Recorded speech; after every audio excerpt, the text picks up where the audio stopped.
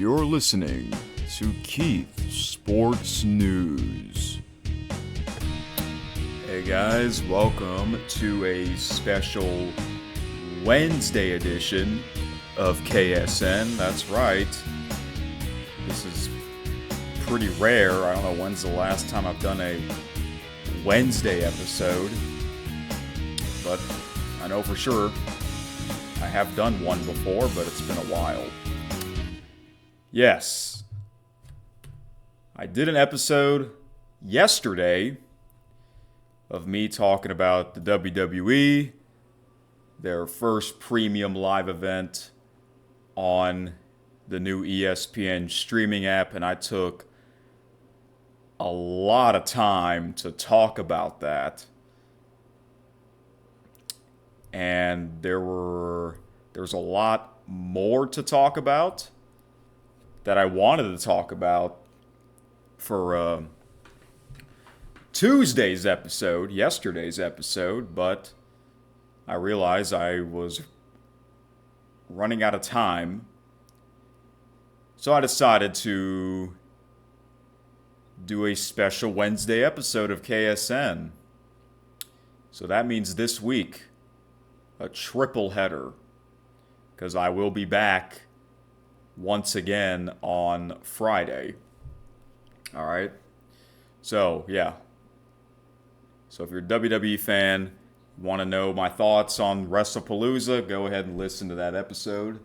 If you already done that, or if you don't care about the WWE, here is the other stuff this episode. The other topics that I wanted to talk about, mainly football. All right. And look, if you're watching, yes, look what I'm wearing. I am an official. I am a referee. Yes. I don't think I ever wore this on this channel. Yeah, I'm wearing this. I actually wore this for Halloween before in 2023, and we are approaching Halloween season. Yeah. This is not a football referee shirt. This is actually a wrestling referee shirt. So I decided, why not wear this on this special Wednesday episode of KSN. All right. This is probably going to be a long one as well. All right. I do have some time to talk about this. So I made a list on Google Documents on the lists the things I want to talk about. All right. So we're going to start off with the National Football League. Week 3, okay. So to be honest with you guys, I didn't really watch any games on Sunday, but I would usually watch the Sports Center with Jay Onright on TSN, okay?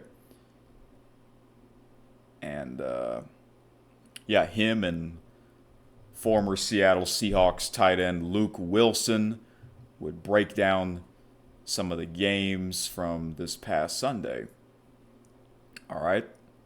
So I'm going to give you my thoughts on, the big surprises from week 3. So we got the Cincinnati Bengals against the Minnesota Vikings without Joe Burrow and without J.J. McCarthy. So that matchup was less exciting because the two starting quarterbacks were not playing that game. But this was surprising. The Vikings crushed the Bengals 48-10. Wow. Can you believe that?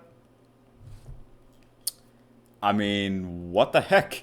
Where was this Vikings team in week 2 and week 1? Okay. So yeah. No one thought they would score that many points after after week 2. He only scored 6 points against the Atlanta Falcons.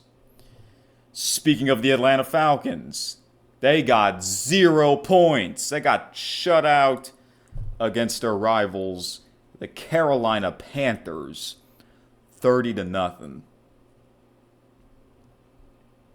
So Kirk Cousins, he's still with the Falcons. Let me look him up. He used to be with the Vikings. Wow, Kirk is 37. He's getting up there. He was drafted by the Washington then Redskins in 2012. He's about the same age as Matthew Stafford. He is with the Falcons currently. I don't know if he was playing in that game or not. If not him, it was Michael Penix Jr. What about Bryce Young? Bryce Young got drafted to the Carolina Panthers. Is he still with the Panthers? Yes, he is. I assume he was playing in that game. I can look it up. I can check on the ESPN app. 30-0 though. Carolina was like the worst team last season. All right. Yep, Bryce Young was playing. And for the Panthers, and for the Falcons, it was Michael Penix Jr. I don't know what happened to Kirk Cousins. I guess Kirk is hurt. Kirk is hurt. Yeah, shutout. 30-0. Wow. This matchup was pretty interesting. Aaron Rodgers and the Pittsburgh Steelers on the road against Mike Vrabel's team, the New England Patriots. Steelers won that game 21-14. In week 2, the Steelers, they didn't look that great. Their defense wasn't that great in week 2, but they improved in week 3. Most likely, this is Aaron Rodgers' final season. I hope he does well. I hope he does well. So a big win for the Steelers on the road in Foxborough, Massachusetts. How about the Indianapolis Colts and Daniel Jones scoring 41 points on the road against their division opponent, the Tennessee Titans, 41-20. Yeah, and speaking of Daniel Jones, he was on Monday Night Football as a special guest with the Manning cast. Yes, I was watching that game. And, you know how if you watch the Manning cast, the brothers, they like to torture each other, make fun of each other. As soon as they had Daniel Jones on as a special guest, Eli, he asked Daniel, "Are you the greatest Colts quarterback of all time?" Even though it's only week 3, his first season, Daniel Jones' first season with the Colts. The reason why he asked him that is because Peyton Manning played for the Indianapolis Colts. So that was kind of silly. All right.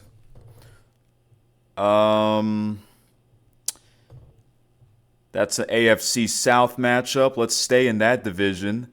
The Houston Texans against the Jacksonville Jaguars. The Jaguars won 17-10, which means the Texans are 0-3. That is surprising. You got the Colts 3-0, a team that wasn't great last season, and a team, the Houston Texans, are 0-3. The team that made to the playoffs last season. Wow. See, there are some surprises. The biggest game on Sunday to me was the playoff rematch in the NFC between the Los Angeles Rams and the Philadelphia Eagles, Super Bowl champions. This was the big game. For whatever reason, this game was on noon Central on Fox instead of the late afternoon game, or not even the Sunday night game. I don't know why. It's kind of strange. And I knew Joe Davis was going to call that game, and he did. I think Joe Davis is the number 2 play-by-play man on Fox behind Kevin Burkhardt, even though Joe Davis is the number 1 play-by-play announcer for the MLB on Fox. I guess it's because he's also the Los Angeles Dodgers now. So, see, I don't really... I find that weird, you know. But he was calling that game. Is his partner Greg Olson? And didn't Greg Olson used to be with Kevin Burkhardt until Tom Brady replaced him? Yeah, I think so. So this game was in Philly, just like the playoff game, the snowy playoff game. Jalen Hurts against Matthew Stafford, and the Rams were cooking in the first half. They were up 26-7, I believe. 26-7. So the Eagles were down by 19 points.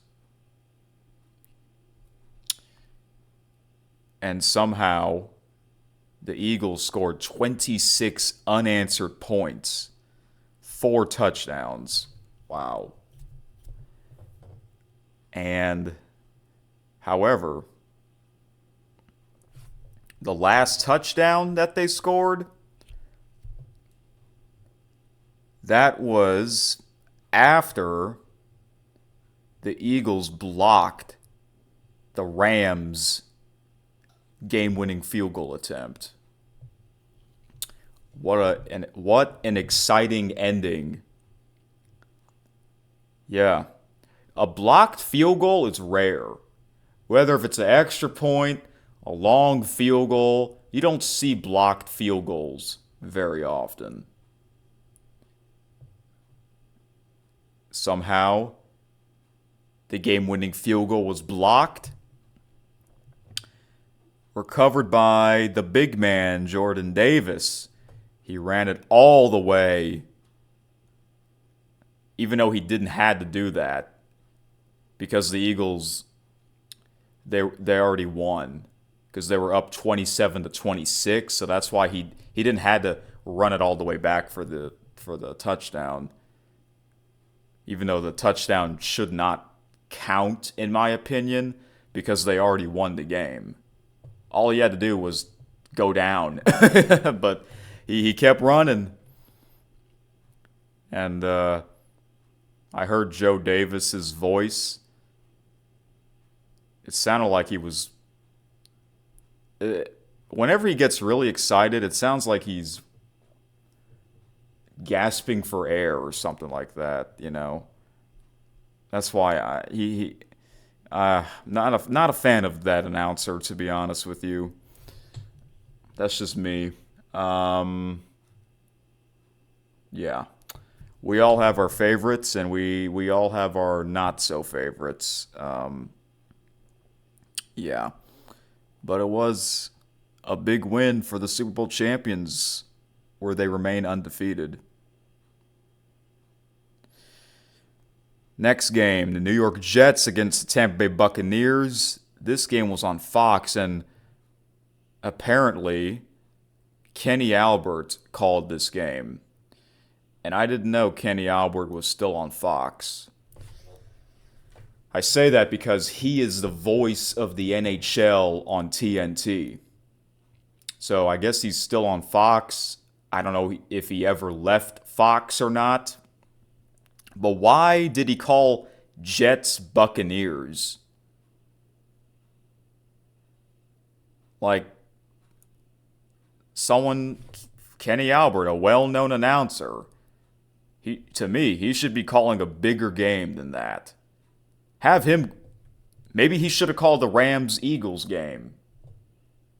You know, that's just my opinion. Jets Buccaneers. That when you look at that matchup, it wasn't exciting, but the game was close. Hey, the Jets lost again. They're winless, but they lost by 2 points. They're not horrible, unlike the New York Giants. The game was close. Tampa was up 23-6 or 20-6 at halftime. The Jets scored a couple of touchdowns in the second half, and at one point they had the lead. They were winning 27-26, and then the Buccaneers scored the game-winning field goal.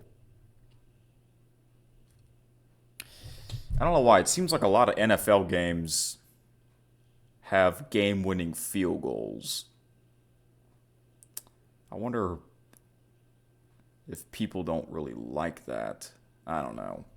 It doesn't bother me because I'm not a huge fan of the NFL anyways.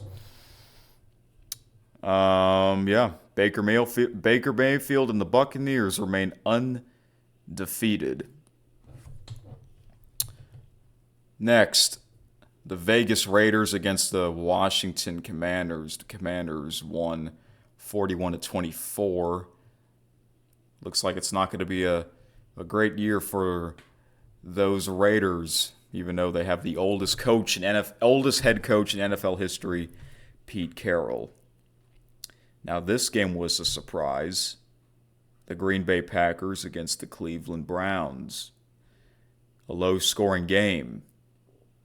The Browns, they won 13-10. Okay. And the Browns, they got a game-winning field goal. And I think they also got a blocked field goal. I think the Packers' field goal got blocked. I think this was another game that a field goal got blocked. Yeah. What happened to the Packers? In week 1, they scored so many points against the Detroit Lions. All right, AFC West, Denver Broncos against the Los Angeles Chargers. Chargers won 23-20. This is interesting. The Chargers they remain undefeated, and their first 3 games were all against AFC West opponents, their division rivals. How about that? Week 1, they went to Brazil and they beat the Super Bowl runner-ups, Kansas City Chiefs. In week 2, they go to Vegas, that late night, Monday night game. Took care of business, and they finally returned to their home stadium, which is the same stadium with the Los Angeles Rams. And they won again. Wow, wow, wow.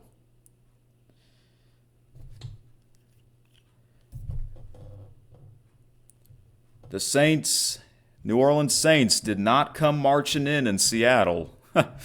Seahawks, holy crap, scored 44 points against the Aints, 44-13.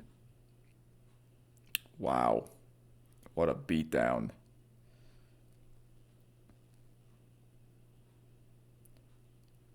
Moving on here. Stay in the West. NFC West.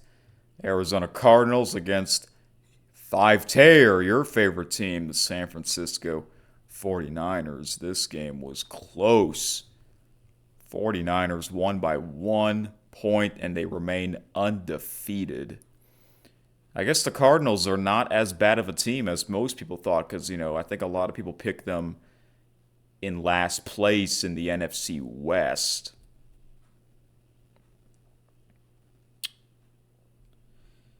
And this was another game that ended in a walk-off field goal. Another field goal victory for the 49ers. Wow. Cardinals got a safety earlier. Wow. Okay. And then this is the Fox late afternoon game. Chicago Bears hosting against the Dallas Cowboys. That matchup was not interesting for me.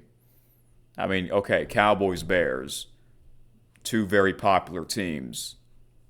But right now, those two teams are not that great. But how about the Bears beating up those Cowboys by a score of 31-14? Wow. The Bears get their first win against a not so good of a team, the Dallas Cowboys. Dallas Cowboys, their defense is not that great. You know, there's this YouTuber that I follow. He's a Dallas Cowboys fan. His name is Dan Conti. So he would post videos of him talking about the Cowboys games. And he's well known for doing a big Super Bowl reaction video with his family and friends. Yeah. I found him back in 2018.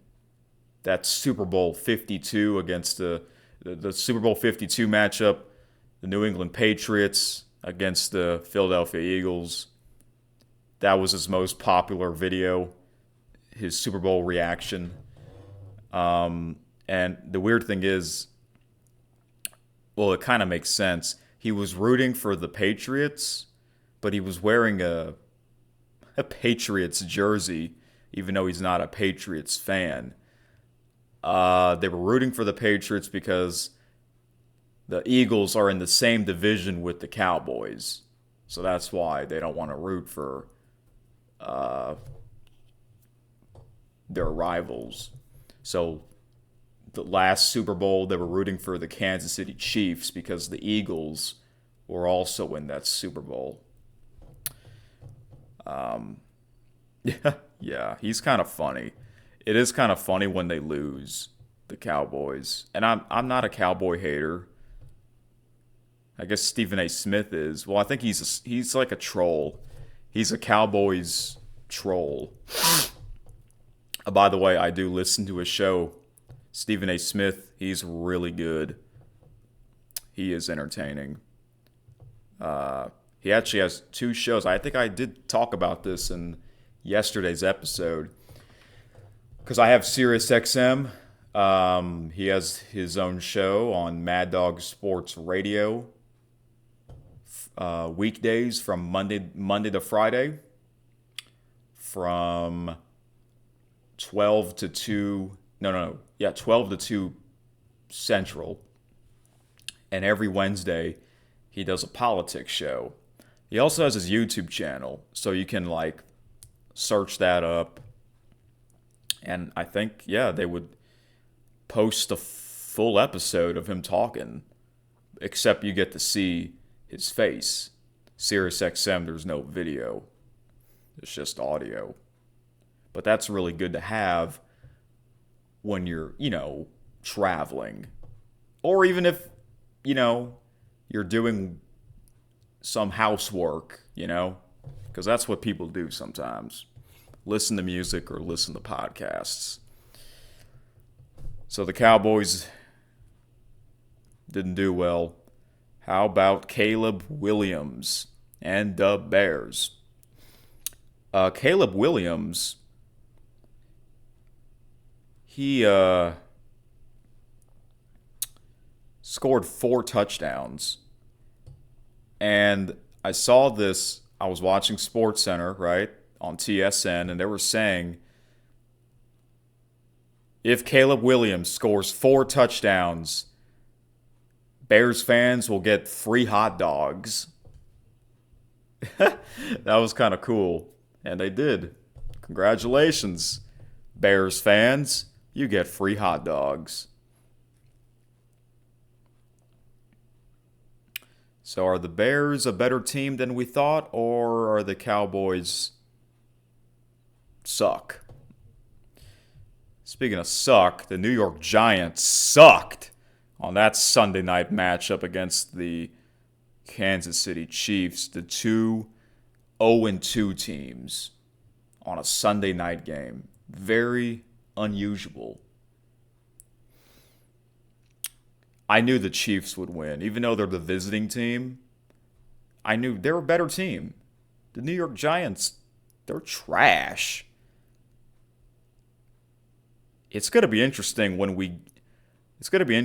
the Saints and the Giants meet up, because I think those are the two worst teams in the NFC.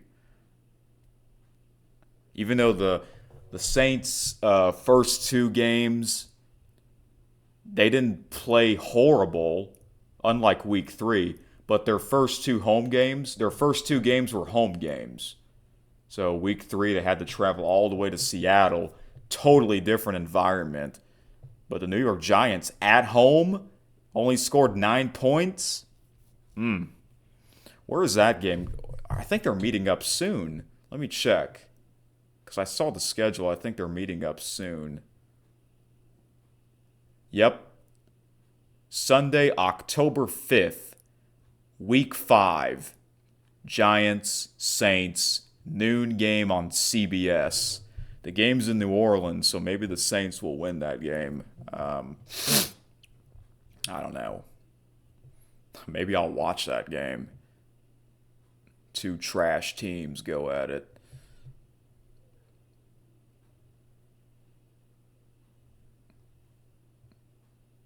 All right.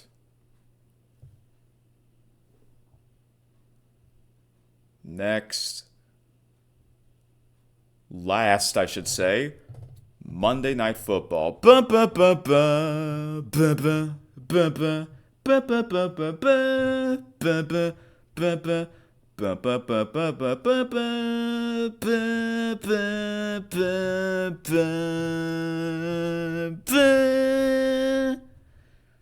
It's the biggest game of the week.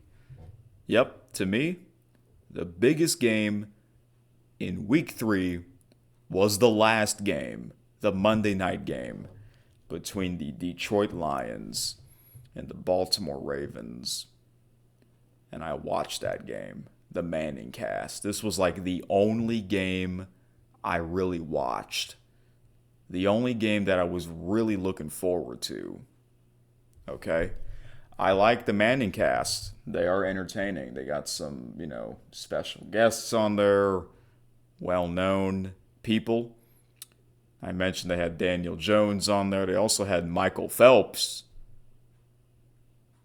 And when Phelps was younger, people thought he looked just like Eli Manning. They were talking about that. It was so bizarre for Phelps.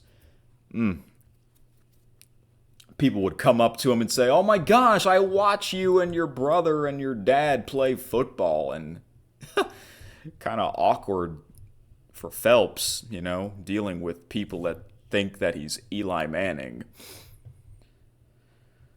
So this game, I thought the Ravens would win because I was really confident that the Ravens would win because they were the home team. And I thought to myself, they might win this game pretty easily. This game was pretty high scoring. It was a great game.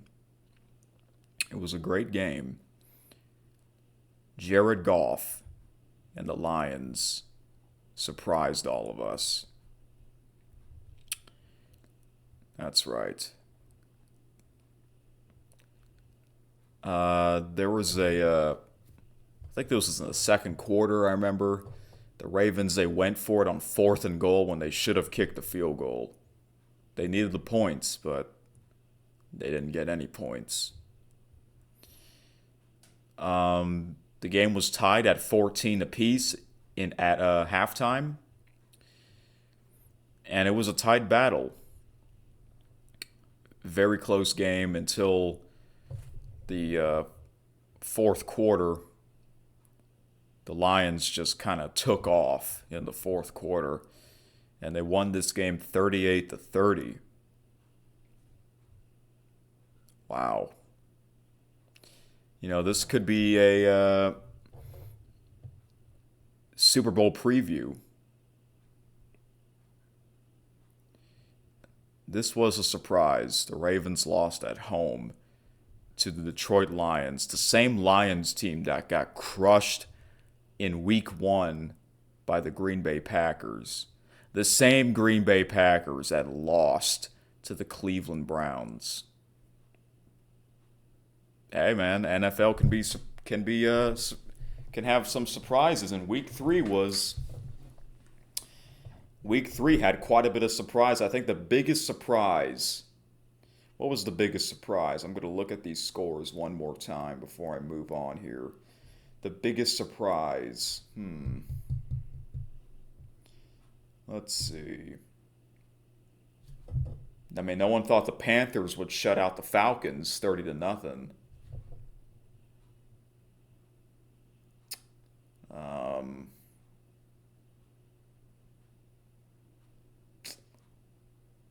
It's hard to say. Bears crushing the Cowboys. Chiefs crushing the Giants. Colts remain 3-0. Texans remain 0-3. Vikings scored 48 points. I think that's the most surprising. The Vikings scoring 48 points after they only scored 6 points in Week 2. I'm going to go with that. Vikings scoring 48 points. All right, so Week 4 tomorrow night, Thursday night. This is a big one. NFC West showdown between the Seattle Seahawks and the Arizona Cardinals. I think I'll watch this game, unless if there's something else going on. If not, then I think I will watch this game. So sometimes I'll watch the primetime games because I'll be waiting for SportsCenter with Jay Onright to come on TSN. Yes, TSN, they have the rights to broadcast NFL games, especially the primetime games. Yeah, Thursday Night Football's on Amazon Prime. You have to pay for that. But if you live in Canada, you get TSN. You don't have to pay for Amazon Prime. You basically get that for free. I know. Let's check the standings real quick here. So we got some teams that are still undefeated, and we got some teams that are still winless. The undefeated teams in the AFC are the Buffalo Bills, Indianapolis Colts, and the LA Chargers. The Colts, 3-0. That is a surprising story right there. NFC, undefeated teams are the Super Bowl champions, the Philadelphia Eagles. Tampa Bay Buccaneers, even though they had to make a comeback a couple of times, and the San Francisco 49ers. The winless teams, AFC, two of them in the East, the New York Jets and the Miami Dolphins. And those two teams will meet up on Monday Night Football. Wow. Two winless teams on Monday Night Football, 0-3. A divisional rivalry. Okay. Houston Texans and the Tennessee Titans. They're both in the AFC South, and they're also 0-3. NFC, New York Giants, and the New Orleans Saints, and those two teams will meet up in Week 5. All right, that was my Week 3 NFL recap. Now I'm going to recap Week 4 of college football, which I didn't watch much. I didn't watch much college football. There wasn't really that many big games, which is actually a good thing for the WWE because WrestlePalooza was on Saturday night. They picked the right Saturday to have WrestlePalooza because this upcoming Saturday, we have huge games in college football. Okay, so the team that I live closest to is LSU. They played against South Louisiana. They scored 56 points. South Louisiana scored 10. I didn't even watch any of that because I knew they would win. The big matchup, the primetime ABC game was Florida against number 4 Miami. That was the game that Chris Fowler and Kirk Herbstreit called.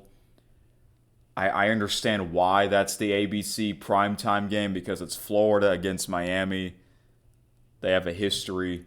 Those programs have a history. But Florida is not a good team.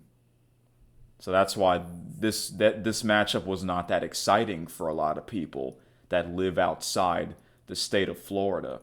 Miami looks like one of the best teams right now. They beat the Gators easily, 26-7. Number 6 Oregon took care of business against Oregon State, 41-7. I think Oregon and Oregon State, didn't they used to play on the last week of the regular season? They call that rivalry weekend on Thanksgiving weekend. But I guess not anymore because they're not in the same conference. Are they going to bring back the Pac-12 next year? I heard that they are.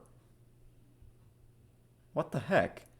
They just got rid of the Pac-12 last year or the year before, and now they're going to bring it back next season? Like, what are we doing? I don't understand that. Well, it's all about the money.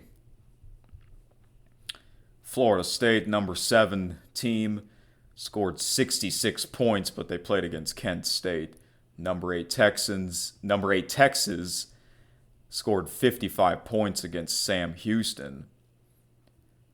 This was a big surprise.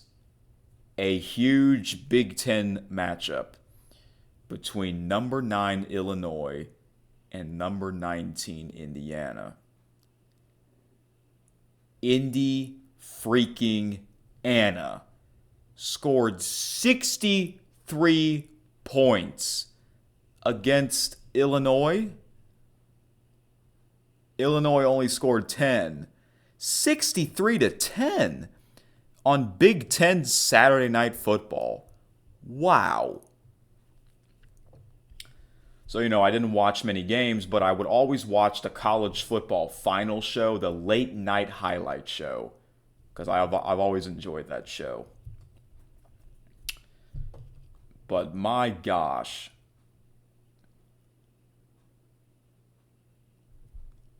The second quarter,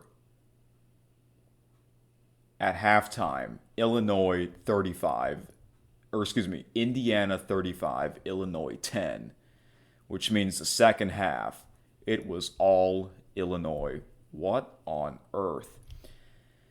And years ago, these two programs were not great football teams. They're both in the top 25. Well, I don't know if Illinois is still going to be in the top 25. Well, I haven't checked the rankings, by the way. I will check the rankings after I'm done looking at these scores. We had a big SEC match in the afternoon between number 22 Auburn and number 11 Oklahoma. I knew Oklahoma would win because they're the home team and they're a better team. That's a team that can surprise us. That's a team that can make a run in the SEC. Number 13 Ole Miss took care of business against Tulane, 45-10. Same with number 15 Tennessee, 56-24 against UAB. Yeah, you see, a lot of these games are blowouts because they're not big matchups. But this weekend, this Saturday, week 5, this is now I'm mainly talking about the SEC because I mainly watch SEC games on ABC. This is now going to be the beginning of the grind schedule of the SEC. Yep. So it's gonna it's getting interesting. Number 17 Texas Tech with a big win against on the road number 16 Utah 34-10. Apparently this was the big noon kickoff game on Fox. So that's 11 a.m. my time, and Utah's in Mountain Time? What? They had to play a game at 10 a.m. I don't understand that. I get it. That's a big matchup. But wait a minute. Was that really big noon kickoff? Because that's not a Big 10 matchup. That's a Big 12 matchup. It was. What? This was the early Fox game. Because I thought big noon kickoff games are Big Ten games. It usually is. Usually big noon kickoff games are Big Ten matchups. But why was this the big noon kickoff?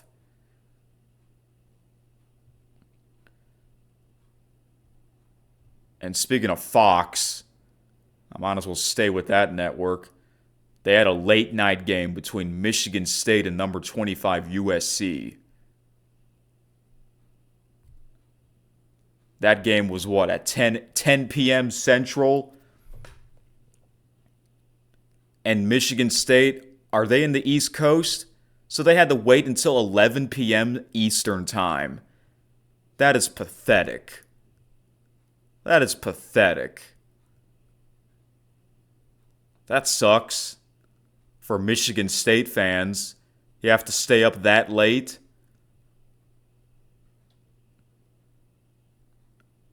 I bet you old people were not happy because, in general, old people wake up early. You know, oh my gosh, you woke up 6 a.m., you're ready to watch the morning shows. You have to wait another 17 hours until to kick off? That's stupid. That is absolutely stupid. That's even worse. That's the worst I've ever seen. What the heck?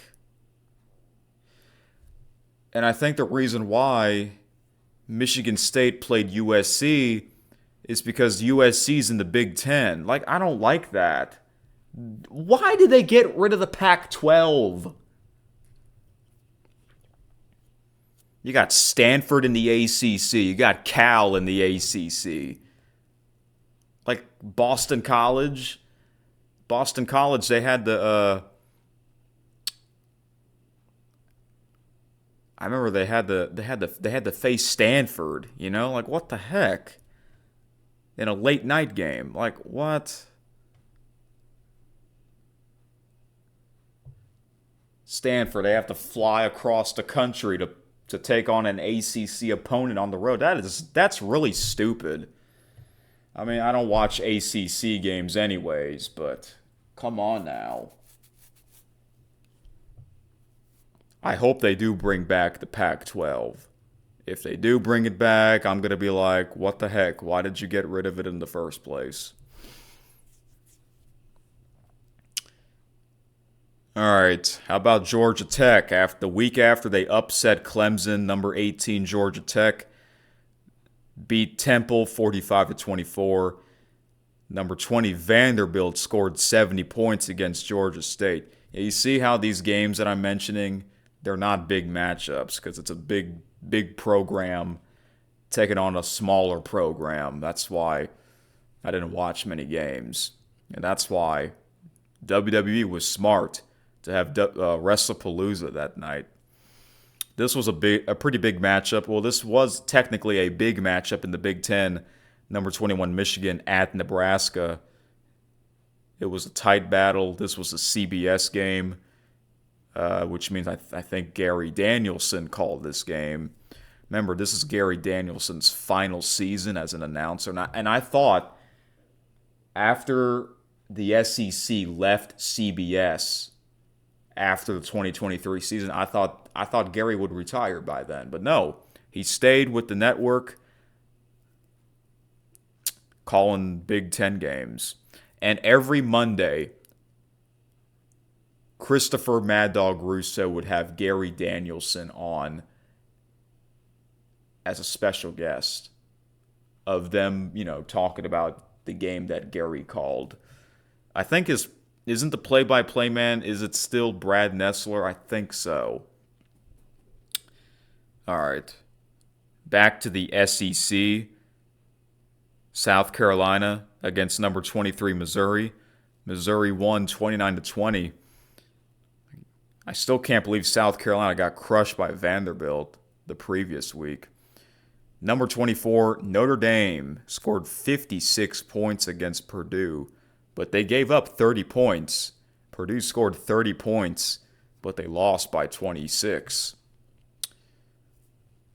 And there you have it, my Week 4 college football thoughts. Now I'm going to check the rankings for the first time. I'm going to start off by number 25 and go up to number 1. Okay, the two teams that are out of the top 25 are Utah and Auburn. Number 25 is BYU. They are ranked for the first time this season. Same with TCU at number 24. They're both undefeated, 3-0. Illinois dropped down 14 spots. They are now number 23 after getting crushed by Indiana. Notre Dame went up 2 spots, number 22. USC went up 4 spots, number 21. They're 4-0. Missouri is also 4-0, up 3 spots at number 20. Michigan up 2 spots at number 19. Vanderbilt went up to 2 spots at number 18. They're 4-0. Alabama, they went down 3 spots to number 17. What the heck? What happened? Because I don't think they played. They didn't play. Yeah, they had a bye. Both Bama and Georgia had a bye because they're going to be playing against each other this Saturday night. But why did they went down 3 spots? Just because they didn't play? That makes 0 sense. I mean, the rankings, we're still early in the season, meaning the rankings don't really mean much. Georgia Tech, they remain undefeated, up 2 spots at number 16.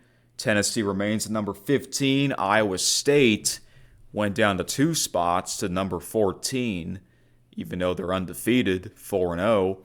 Ole Miss is also 4-0. They're number 13. Texas Tech are also 4-0. They went up 5 spots. Indiana went up 8 spots to number 11. Wow. Texas went down 2 spots, even though they crushed Sam Houston. I don't understand these rankings. They're number 10. Texas A&M is number 9. Florida State's number 8. Oklahoma went up 4 spots to number 7. Oregon is 6. Georgia is 5. LSU's 4. They went down 1 spot. Penn State went down 1 spot to number 3. That's because Miami is now number 2. They jumped up 2 spots, and Ohio State remains number 1. Okay, interesting. The biggest surprise to me was Indiana scoring 63 points against Indiana or Illinois. Okay, week 5, we have 2 Friday night games. 6 p.m. on ESPN Central Time. Number 8, Florida State at Virginia. And 8 p.m. on Fox, number 24, TCU at Arizona State. That's kind of weird. That game's on Fox at 8 p.m. Is Fox showing something from 6 to 8 earlier in the evening, or no? Probably not. Will I watch those games? Most likely no, because Friday night is CFL games. Speaking of the CFL, actually, wait, before I talk about the CFL, I got some big news. Big news. Good thing I wrote this on the list. The big news. This was kind of surprising.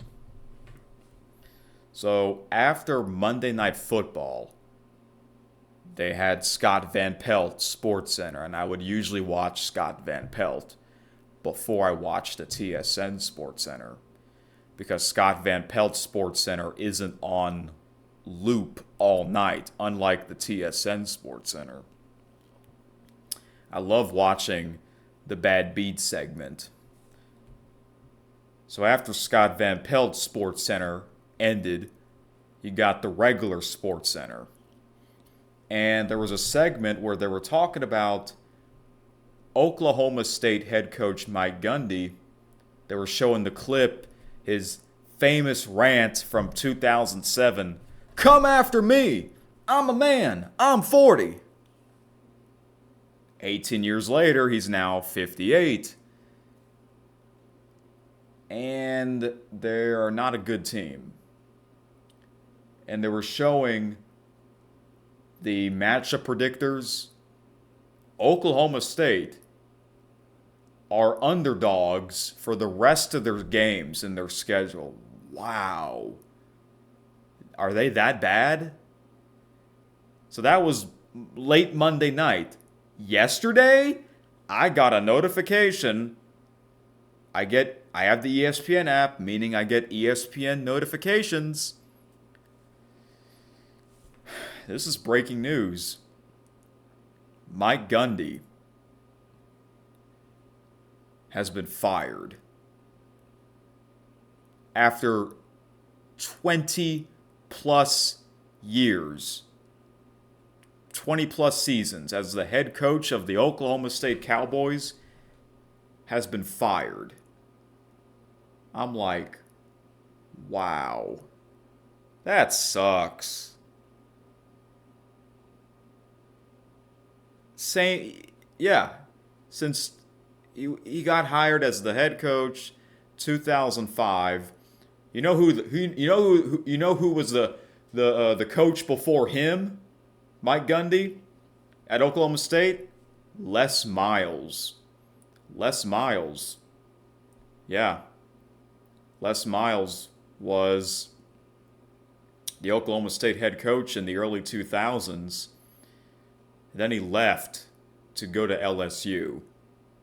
After Les Miles left Oklahoma State, Mike Gundy took over. And he's been the head coach for the next 20 years, from 2005 to 2025. And he gets fired? After all these years, he gets fired? That bothers me. That actually bothers me. Like, what the heck? Like, when a coach is on the same program for that long, that means he's a good coach. That means, okay, let me explain what I'm talking about, because I was looking up this man, Mike Gundy. I mean, we're still early in the season. That also bothers me that he got fired early in the season.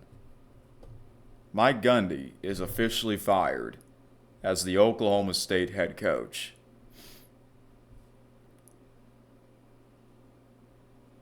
So, here is his head coaching record. 2005, 4-7. Okay, it's his first season. You're not going to get fantastic right away.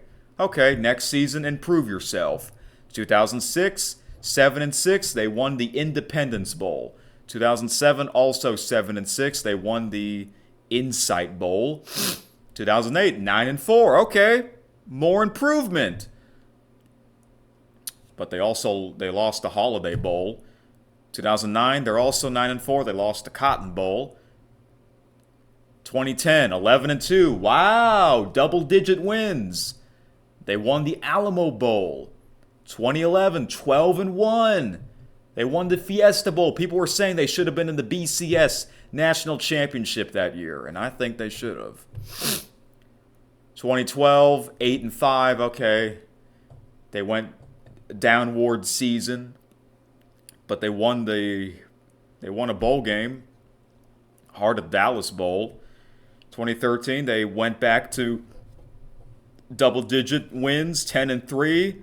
They lost the Cotton Bowl. 2014, they were 7-6, but they won the Cactus Bowl. 2015, 10-3. They lost the Sugar Bowl. 2016, 10-3. They won the Alamo Bowl. 2017, 10-3 again, and they won the Camping World Bowl. 2018, 7-6. They won the Liberty Bowl. 2019, 8-5. They lost the Texas Bowl. 2020, 8-3. They won the Cheez-It Bowl. I do remember watching that game. The Cheez-It Bowl, the winning team. The head coach would get dumped a Gatorade bucket of Cheez-Its, and they did that to Mike Gundy, and he wore his COVID mask because that was 2020. He got dumped by a big old bucket of Cheez-Its.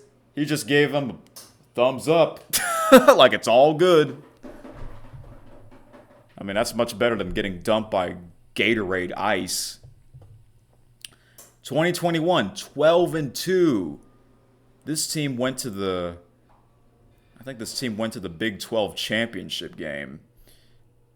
But they lost that to TCU, but they won the Fiesta Bowl. 2022, 7-6. They lost the Guaranteed Rate Bowl. 2023, 10-4. They won the Texas Bowl. Last year, somehow they went 3-9. And after having a 1-2 start in the 2025 season, Mike Gundy has been fired. And here is his Oklahoma State head coaching overall record. 170 wins and 90 losses. I mean, oh my gosh. Almost every season he's been the Oklahoma State head coach has been winning seasons. And they fired him after all these years? They're not a great team anymore, but what the heck, man?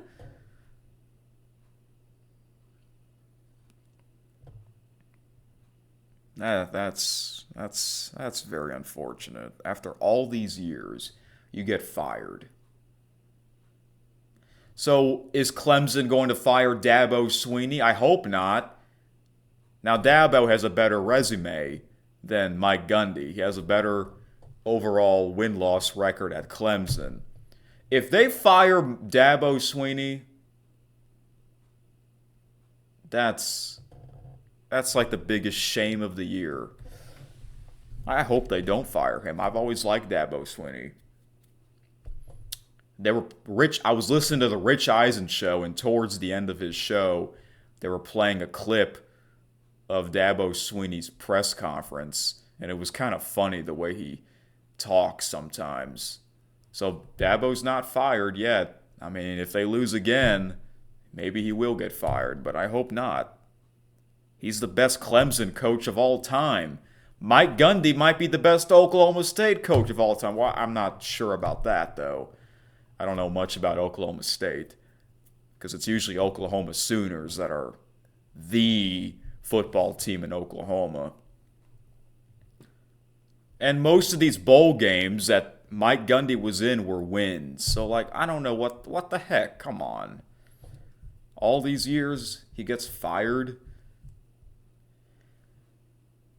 Now, I will say this, though. Maybe the reason why Oklahoma State's not that great anymore is because the players are now getting paid. Yes, college players are now getting paid. And Mike Gundy's old school. Dabo Swinney is also old school. You know, it's all about the NIL, transfer portal. I guess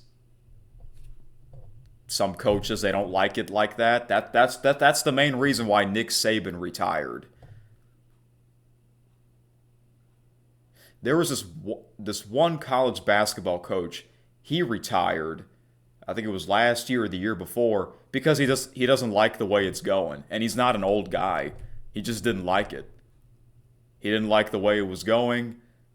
He doesn't like it. So he left. He got the F out. Yeah. So that is the big story. I'll have to hear College Game Day, the podcast with Reese Davis and Pete Thamel. Yeah, I don't watch the College Game Day show anymore, but I listen to the podcast. All right. Now to the CFL. See, now I'm really glad I made the right decision by doing this special Wednesday edition of KSN. Because yesterday's episode was over an hour and a half. This might as well be over an hour and a half as well. All right, to the CFL. Let me take a drink of water here.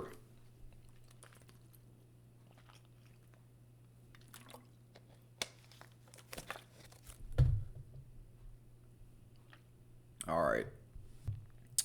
So it was the CFL Week 15 recap.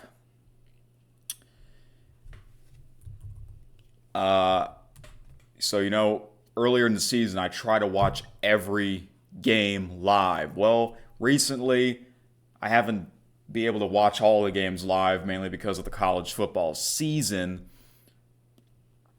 But I did watch the doubleheader Friday night games, especially the first one.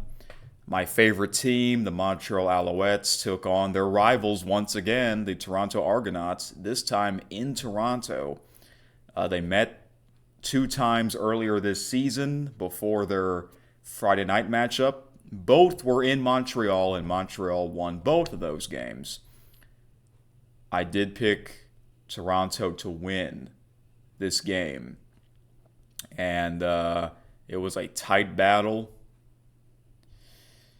And the CFL was like having some kind of, I don't know what you call it, like a special thing where the team's helmets, the logos look a little different. I forgot what that was for. I don't know. Maybe it's something that they do every year. Alouettes. The week before, they scored 48 points against the best team, the Saskatchewan Roughriders. So this game, obviously, I wanted my favorite team to win. But I'm like, they might not play well. They might use all their gas that they did against Saskatchewan. But no, the game was tight. Fourth quarter, close matchup. The Owls hang on to win by a score of 21-19, and that might be the end of the Argonauts' playoff hopes, chances, because they had to win the rest of their games. Yeah, isn't this? It's unusual. Not just the CFL, but like other sports leagues where the defending champions, the following season, they're not great. And that's what happened to the Toronto Argonauts. They are the Grey Cup defending champions, and they're probably not, most likely, they may not make the playoffs, Playoffs? So I'm glad my favorite team won that game. The second game, this was a surprise. The BC Lions at the Calgary Stampeders. I thought for sure Calgary would win because they are a great team. At least I thought they were. But they gave up 52 points. The BC Lions, they scored 52 points on the road. A huge win, 52-23. They beat the Stamps by 29 points. They scored 21 points in the first quarter. What the heck happened to the Stampeders? Holy crap. Wow. Oh my goodness. So, that was a huge win for, the BC Lions.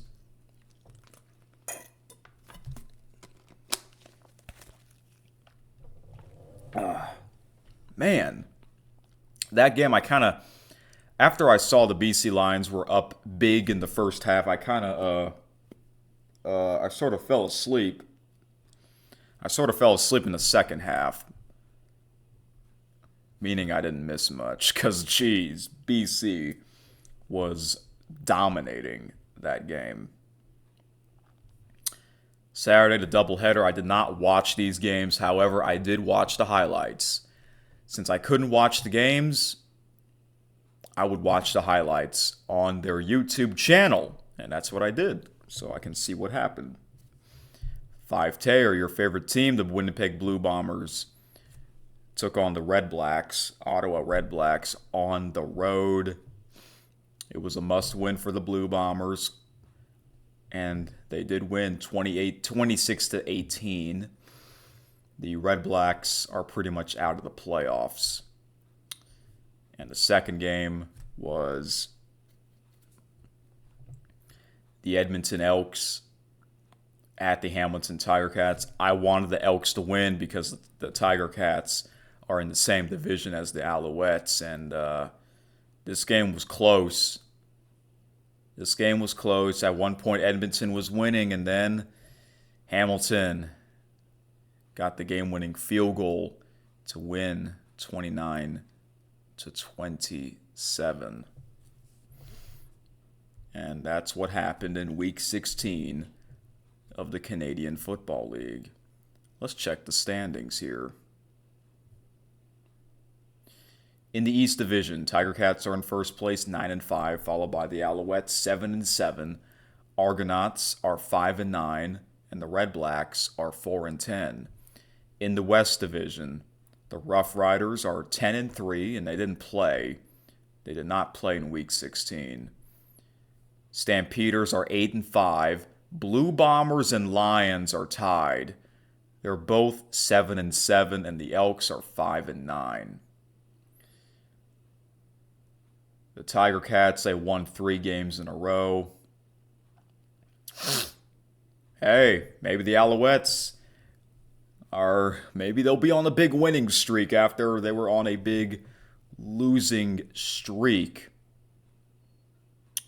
All right.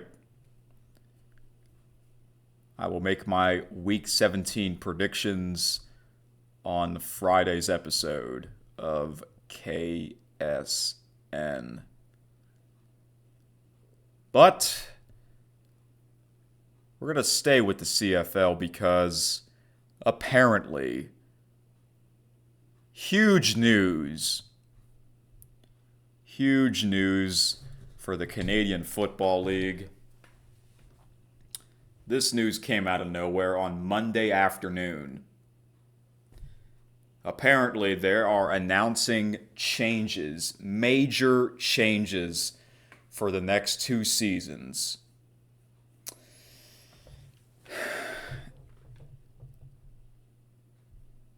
And a lot of people are not happy about that, including myself, because the CFL is my number 1 favorite league. It really is. That's why I watch it the most out of all the other sports leagues. You know, it's all thanks to my big brother that got me that Fire Stick.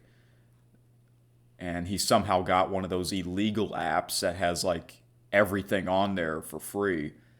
But he has to pay for that app every 6 months.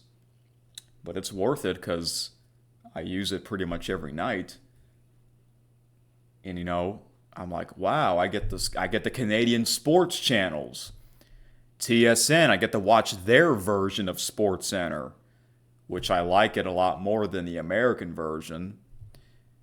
And this is how I became a CFL fan, because all their games are on TSN. Okay? Yeah. And out of nowhere, we get big news, big changes. You know, earlier this year and last year, I said to myself, man, I love watching this league. I hope they don't make any changes. And then crap, we are getting changes.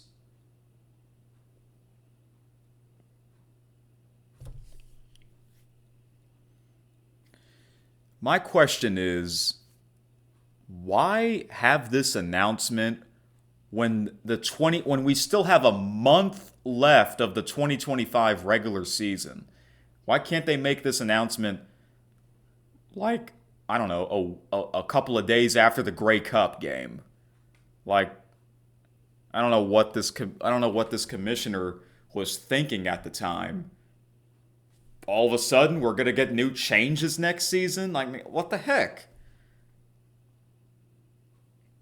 What's his name? I think his name is Stewart Johnston, this commissioner. of the Canadian Football League. And this is his first season as the commissioner. And we're getting big changes.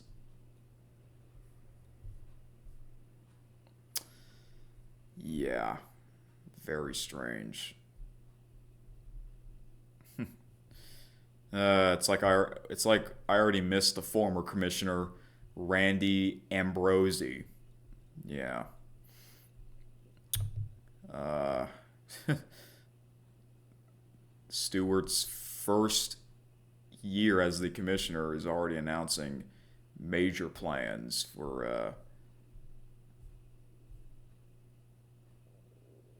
next season.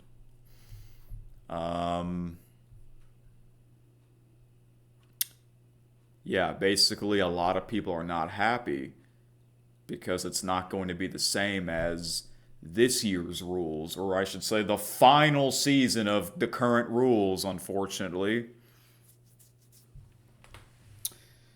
So I saw a video of them explaining what they're going to do in the next 2 seasons.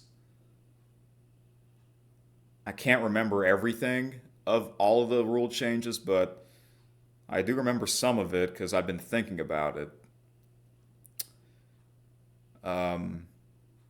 One of the rule changes is they're going to have the goal post, where they kick the field goal through the uprights. They're going to have that at the back of the end zone.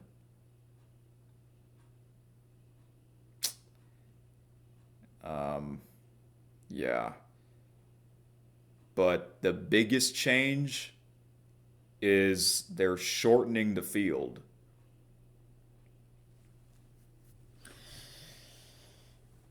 They're shortening the field.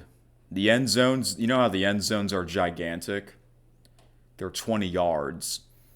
They're shortening the end zones by 5 yards, 15 yards, so it'll still be bigger than American football end zones. Like before American football season began, all summer, that was the sport that I was watching. And then, when I got into watching college football and the NFL, oh my gosh, the end zones look tiny compared to the Canadian football end zones. Not only they're shortening the end zones, they're also shortening the field to 100 yards.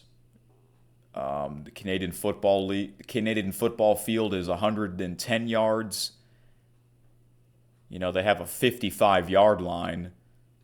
Now it's going to be 100 yards, just like American football. That's the biggest change. There's one change that I would agree with on this particular change, and that is having the teams on opposite sidelines of the field. Some venues, mainly the small venues like the Toronto Argonauts and the Montreal Alouettes venues, I think those venues, both teams are on the same sidelines. But the bigger stadiums like Winnipeg, Calgary, Edmonton, I think Edmonton's the biggest stadium in Canada, those teams are on the opposite sidelines of the field. It's kind of weird. You'd think a city like Toronto and Montreal would have a bigger stadium than their current ones. In the old days, the Argonauts used to play in the Sky Dome, which is now Rogers Center, which is the home of the Toronto Blue Jays, but people still call it the Sky Dome. And the Alouettes, they used to play in the Montreal Olympic Stadium. Yes, Montreal Olympic Stadium. They built that for the 1976 Summer Olympics. and they also had an MLB team called the Montreal Expos, okay? And then the Expos left in 2004, and then they moved to Washington, D.C. in 2005 to become the Washington Nationals. And pretty much ever since, it's just been Alouettes games, and then the stadium started to have problems, so then the Alouettes moved to a different venue.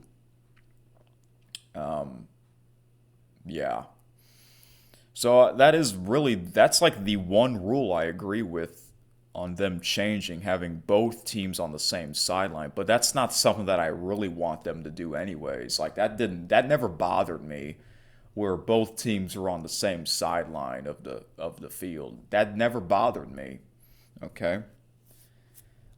Listen, I like pretty much everything of the Canadian Football League's rules. The only thing I might not like as much is the overtime rules, where it's similar to the college football overtime rules.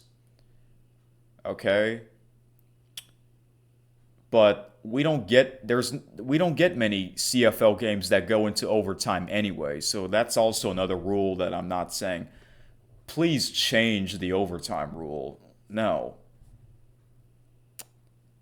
But everything else, I like it. Oh my gosh.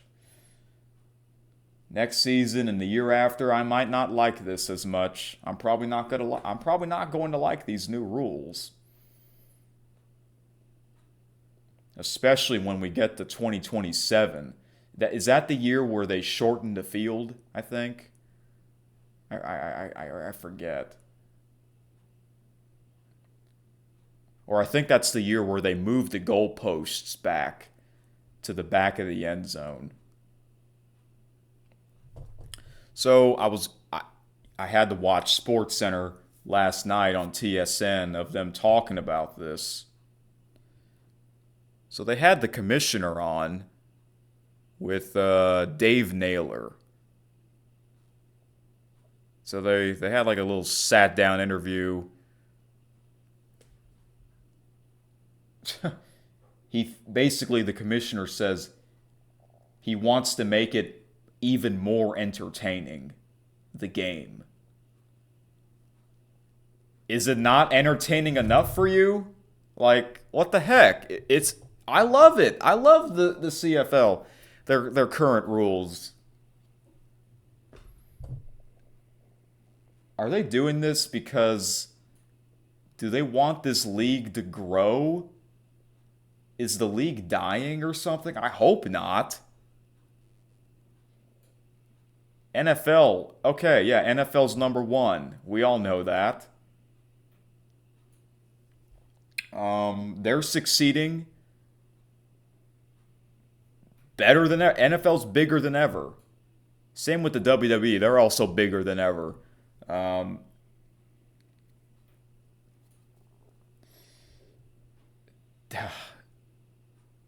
It's weird. It's going to be very, very weird once we get to next season.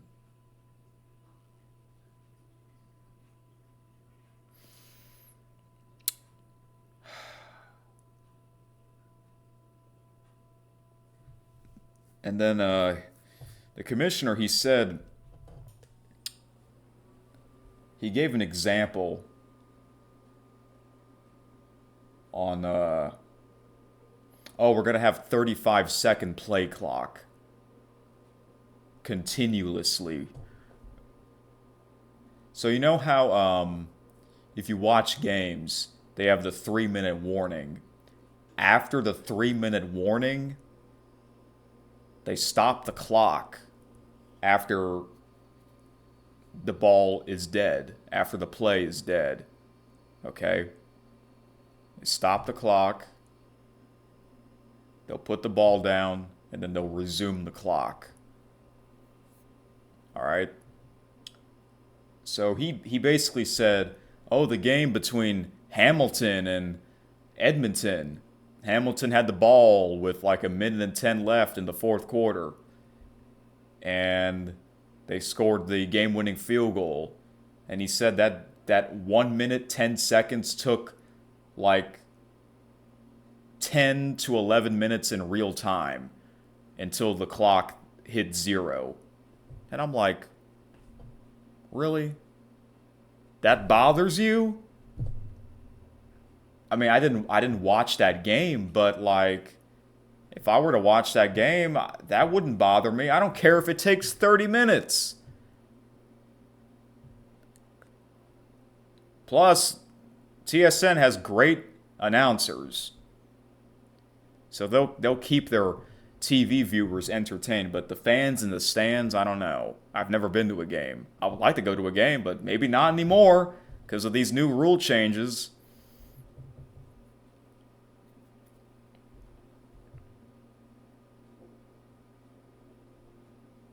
But I read a lot of comments on Twitter and on YouTube, and most of them are negative comments. They don't like it. I mean, this is big changes. MLB, they made big changes for the 2023 season. I didn't like it.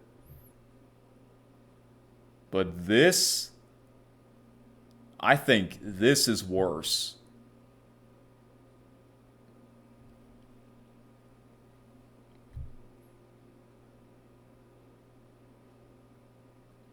Yeah, this is, it's very strange. It is very, very strange that we are getting these new rules. And why did he had to make this announcement when the 2025 season isn't over yet? It's like, what made him decide to make these changes, this announcement?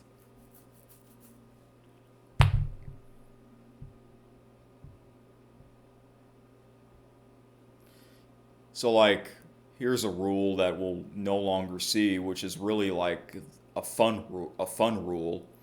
You know how when they kick the field goal, and if it's no good, the defender has to return that ball out of the end zone. I think that's no longer going to be a thing. Especially when the goalposts are going to be moved to the back of the end zone. And I would see comments saying, what is this, American football 2.0 or something? Some people are saying, if I want to watch the NFL, I would watch the NFL. Leave our sport alone. Like, wow. And on YouTube, the video of this announcement, it has a lot of dislikes. More dislikes than likes. When a video has more dislikes than likes, something's not right.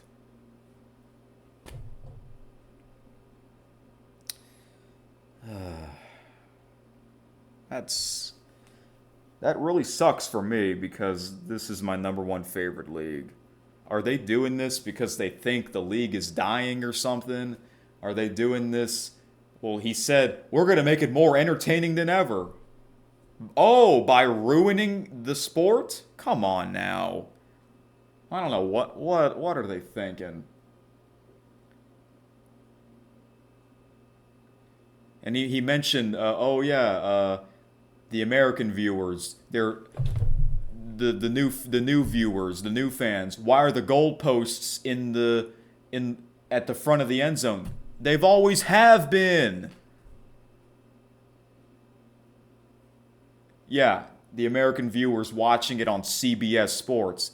How many people, let's be honest, how many people watch CFL games on CBS Sports Network? Not many. In general, not many people tune in to CBS Sports Network. I don't. By the way, I think they're only showing Friday night football games because Saturday is college football Saturday. And all day, CBS Sports Network would have games on that channel, right? Meaning they can't show the Saturday CFL games.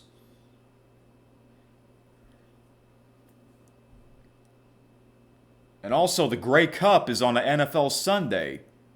It always has been. Are they going to change that next? What's next? Having 4 downs instead of 3? Are we going to have 11 players on the field instead of 12? What's next? 10-minute quarters? Are the games going to be 2 hours instead of 3? Oh.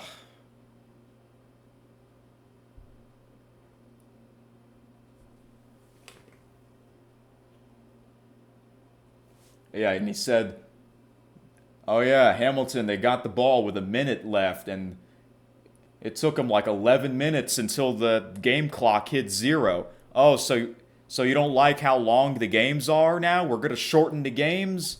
Just like the MLB? Oh my gosh. What the heck? Oh my God, that bothers me.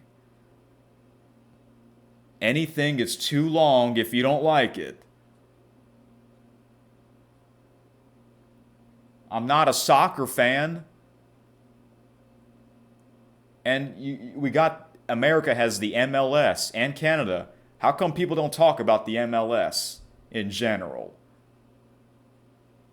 Even though soccer is the most popular sport in the world. I don't understand. Yeah, even the MLB, they made these rule changes. Still, now we're approaching the postseason. Not many people are talking about the MLB because it's NFL and college football. They always win. They always win. Whatever. I don't know what to think. I'm just going to enjoy the rest of the 2025 CFL season like a true fan.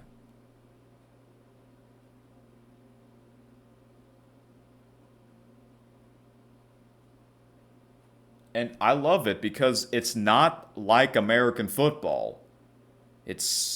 There are some similarities, but 3 downs instead of 4, that's a huge difference. 12 players instead of 11 in motion.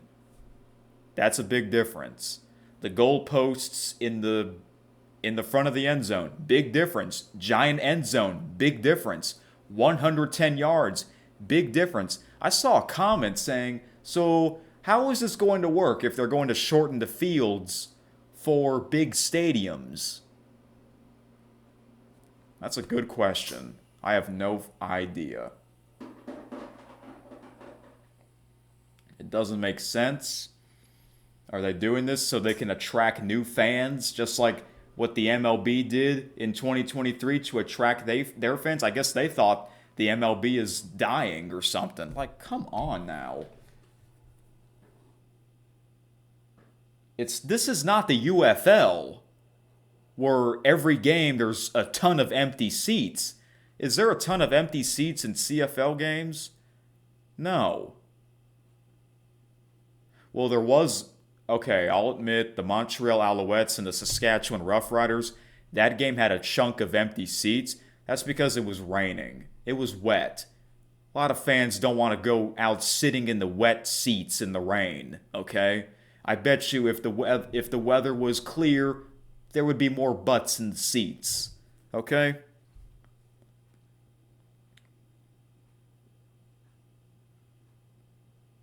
All right. One last thing before I move on. They actually they interviewed the BC Lions quarterback Nathan Rocky. I forgot how to pronounce his last name. But they were talking to Nathan. They were asking him what are his thoughts on the new rules, and he says it's garbage. And I saw that they were showing that on SportsCenter on TSN, and then I found the video on YouTube just to look at the comments, and wow, the comments on that are positive because the big time fans like me, we all agree with Nathan's comments.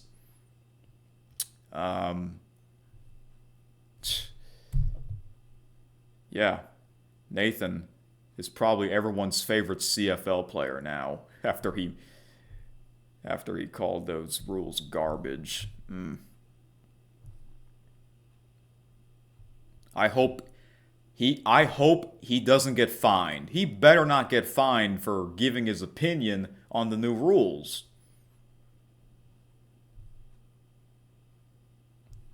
He's actually a pretty good quarterback too. Who are they playing? The BC Lions this weekend. I might watch the BC Lions game. Let's see. They are playing Friday night at home at BC. Most likely, I will watch that game. Because I mainly watch the Friday night games anyways. All right.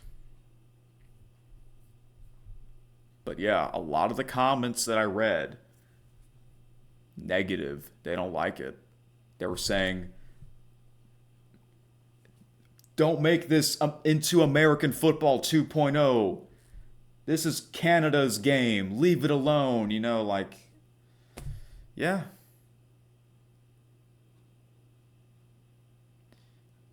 This might get some big backlash.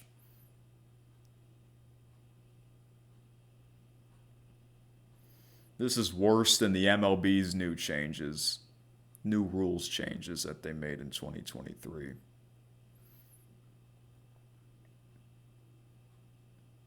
Like, is he trying to get more American viewers to watch the CFL? But like I said, the Grey Cup is on an NFL Sunday. You know what I'm saying? Like, how is that going to work? In reality, a lot more people live in America than they do in Canada. That's a fact. NFL's a lot more popular. That's a fact. NFL's number one. That's a fact, whether you like it or not.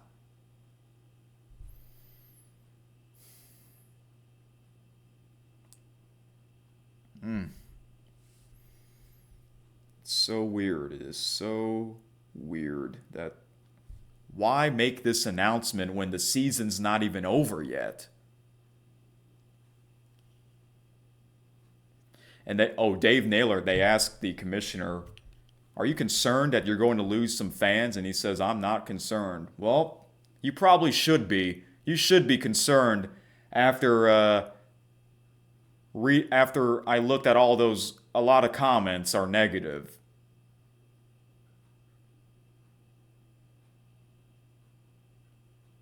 Good luck.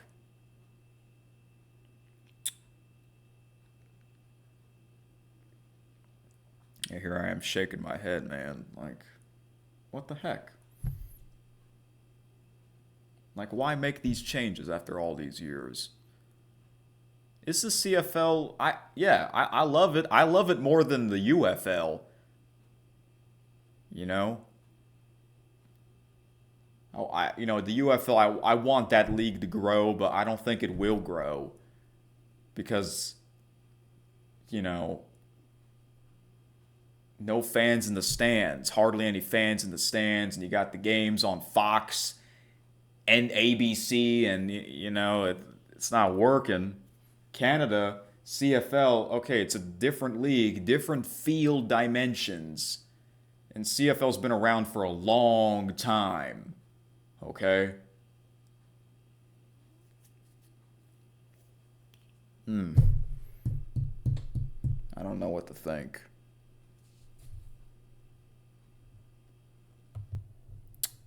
I am not excited at all, but we'll have to see how it goes. I'm probably going to forget that we're going to get new rules starting next season after the 2025 season comes to an end.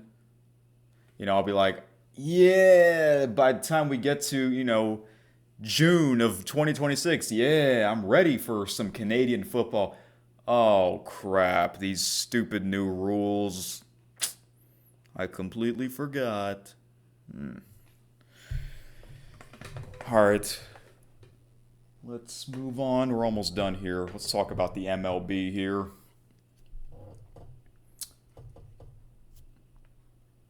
So we're in the final week of the regular season. Yesterday, there was only 3 games. Or excuse me, Monday. There was only 3 games on Monday, which is very strange for the last week of the regular season. The big matchup was the Milwaukee Brewers against the San Diego Padres. The Padres won that game 5-4 in 11 innings. The St. Louis Cardinals took on the San Francisco Giants. At the time, apparently, those 2 teams have not been eliminated yet from playoff contention. I'll have to check the standings to see if they are eliminated. So, this is the final week of the regular season. It's most likely going to come down to the last 2 wild card spots from both the American League and the National League. So, this past weekend, the big series was the Seattle Mariners against the Houston Astros, and the Astros got swept by the Mariners at home, unfortunately. And you know what else is very unfortunate for the Astros? They've been dealing with a lot of injuries, big injuries. So even if they somehow make the playoffs, they're not going to have a chance.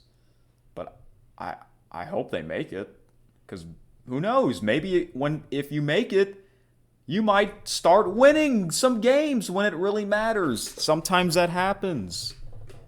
That happened to the Texas Rangers in 2023. They won all their road playoff games, which is nuts. Let's see. Did the Houston Astros win? They took on, I think, the Oakland Athletics. Or not the Oakland. The Athletics in Sacramento. So they're on the road for the rest of the regular season against the Athletics and the Angels. I mean, come on, you got to win those games. If you lose some of those games, they're not going to make the playoffs. They lost. Wow, 5-1. Yep, they're done. They're done. Let's check the standings right now. Actually, wait, before I do that, let's see here. We got the Detroit Tigers and the Cleveland Guardians. That is a huge series because the Detroit Tigers, a couple of weeks ago, they were ahead by 10 games. They're on a big losing streak. What the heck happened to the Tigers? And the Cleveland Guardians, they've been winning a lot of games. So that's how the Guardians caught up to the Tigers. Can you believe that? The New York Mets, they won a game. Wow! Against your favorite team, 5-tear, the Chicago Cubs, even though the Cubs have already clinched, but the New York Mets need to win that game. What the heck happened to the Mets? After that team spends so much money getting Juan Soto. I mean, the first half of the season, they were great. Ever since the All-Star game, no, not so great. It's very strange. I want the Mets to make the playoffs. I really do. I mean, this team, they were in the National League Championship Series last year. You know, this year you got Pete Alonso, Francisco Lindor, and Juan Soto. And what the heck happened to the Mets? If somehow the Mets don't make the playoffs, that'll be the biggest collapse of the season.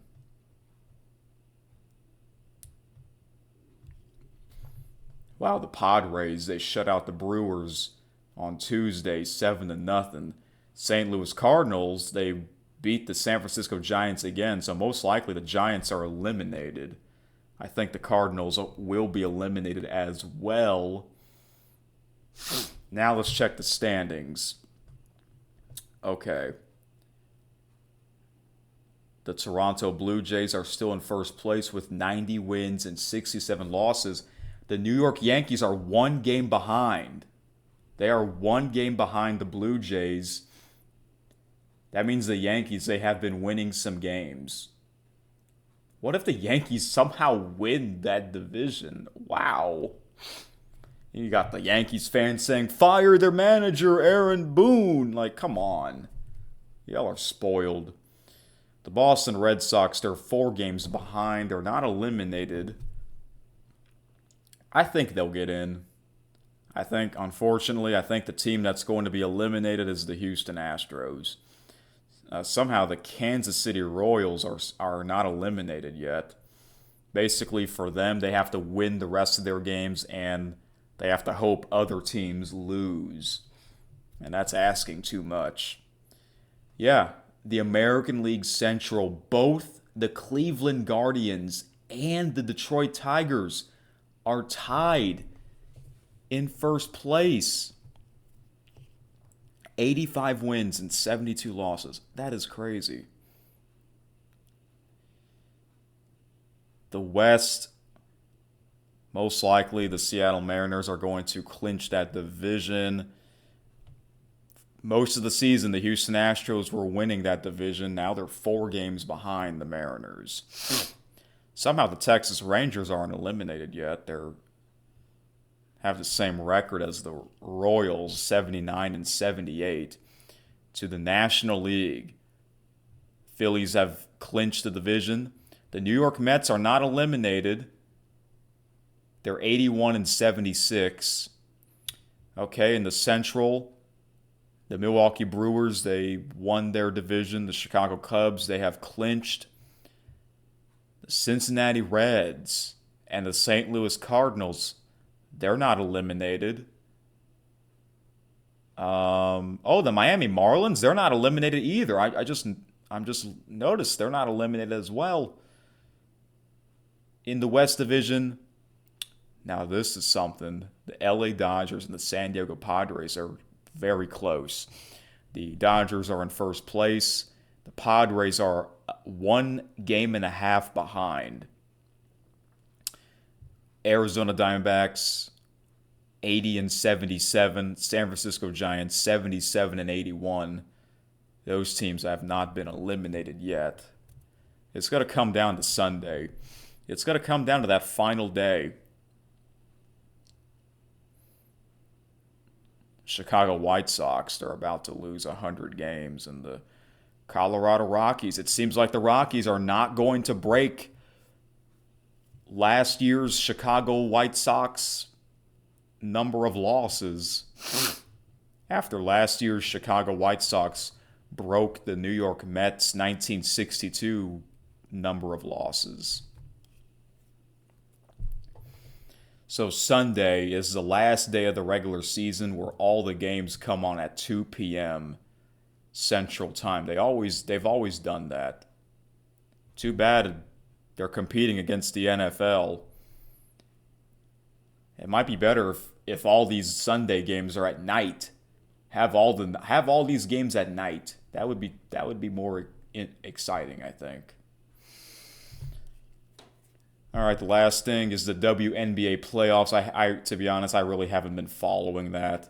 All I know is that the finals are best of 7. And I listen to a lot of these sports talk podcasts. No one's really talking about the WNBA. I guess it's because they're having their playoffs during NFL Sunday sometimes, which is really dumb. Like, come on, really? But we're down to the final 4 teams, right? Yeah. We got the next couple of games will be on Friday, Game 3 of the semifinals. Too bad Caitlin Clark can't compete in the WNBA playoffs because of an injury. All right, guys. Well, this episode it's about the same length as yesterday's episode. So yeah, thankfully I didn't do all this into one big episode. Otherwise, this this episode would have been 3.5 hours. If you combined this episode and yesterday's episode, 2 1 hour, 45-minute episodes, that would have, at 3.5 hours. That's impossible. I don't want to do it for that long. So yeah, once in a while, it might be a triple header, 3 episodes a week. But I will be back again on Friday to preview this weekend, which is a big weekend for football and baseball. So I will see y'all then. Thank you for listening to Keith Sports News.